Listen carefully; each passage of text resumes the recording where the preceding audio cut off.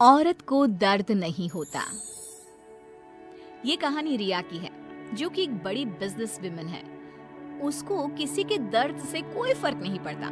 उसके लिए अपने काम से बढ़कर कुछ नहीं। ये क्या बना रखा है? ये खिलाओगे तुम उनको? माफ करना छोटी मालकिन, मैं फिर से बना देता हूँ। अरे क्या हुआ बहू, क्यों चिल्ला रही हो इन पर इतनी सुबह सुबह? अब क्या कर दिया इन्होंने? मम्मी जी, अभी दोपहर को मेरे बहुत ही इम्पोर्टेंट गेस्ट आने वाले हैं और इनका खाना ऐसा है बेस्वाद। अगर ये खाएंगे तो क्या सोचेंगे? इनको अभी के अभी नौकरी से निकाल दो। मुझे ऐसे लोग काम पर नहीं चाहिए जिनको ठीक से काम करना नहीं आता। अरे लेकिन बहू, ये बहुत सालों से हमारे लिए काम कर रहे हैं, ऐसा कैसे निकाल दे? हाँ मेम साहब, मुझे नौकरी से मत निकालिए। मैं अच्छे से काम करूंगा, आपको शिकायत का कोई मौका नहीं दूंगा। मैंने एक बार जो बोल दिया सो बोल दिया। जल्दी से कोई नया शेफ ढूंढ कर लाओ। अगले दिन ऑफिस में, ये सब क्या है? अभी तक ये काम पूरा क्यों नहीं हुआ है? मैम, वो क्या? किसको दिया था मैंने ये काम? उसको अभी मेरे सामने बुला कर लाओ। जी मैम। मैम, वो सर्वर में थोड़ी दिक्कत आ गई थी। किसके? तुम्हारे या कंप्यूटर के? वो मैम, बात यह है कि जितना वक्त तुम आज मुझे समझाने में जाया कर रहे हो ना, उतना वक्त अगर तुमने कल इस काम को करने में किया होता तो आज ये पूरा हो जाता। तुम्हें नौकरी से निकाला जाता है। मैम प्लीज ऐसा मत करिए। मेरे छोटे छोटे बच्चे, अगर मेरी नौकरी चली गई तो? ये सब तुमको ऐसा काम करने से पहले सोचना चाहिए था। मैम मुझे एक मौका और दीजिए, मैं अभी पूरा करके लाता हूँ। ये जो मौका था, यही तुम्हारा आखिरी मौका था जो तुमने गंवा दिया। मैं और कुछ नहीं सुनना चाहती। मेरी कंपनी में तुम जैसे कामचोरों के लिए कोई जगह नहीं है। तुम्हें इस नौकरी से निकाला जाता है। शांत हो घर। मैंने सुना आज तुमने फिर किसी को नौकरी से निकाल दिया।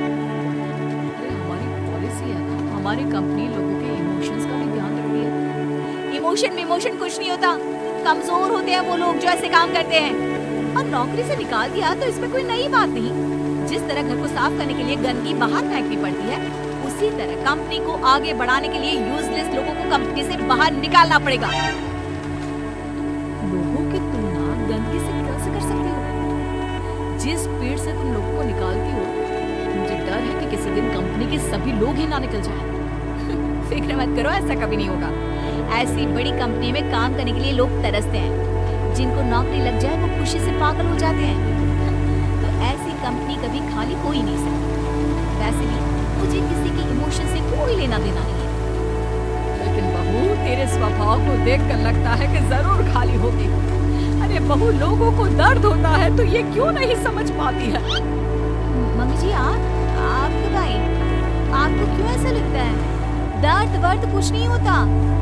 कम से कम मैंने तो इस दर्द नाम की चिड़िया को कभी फील ही नहीं किया।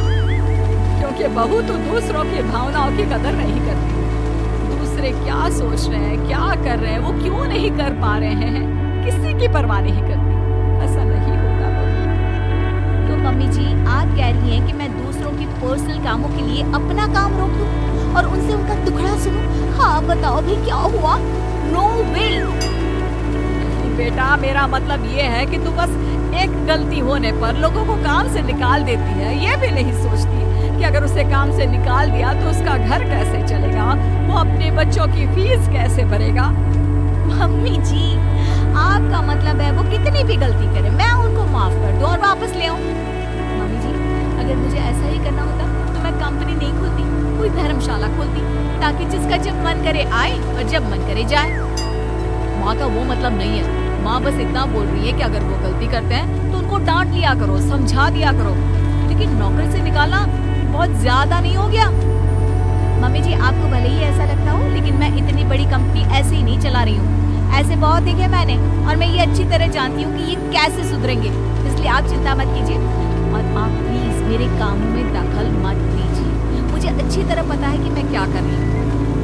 एक दिन अचानक से रिया की बेटी की तबीयत बहुत खराब हो जाती है और रिया कंपनी की जरूरी मीटिंग छोड़ देती है।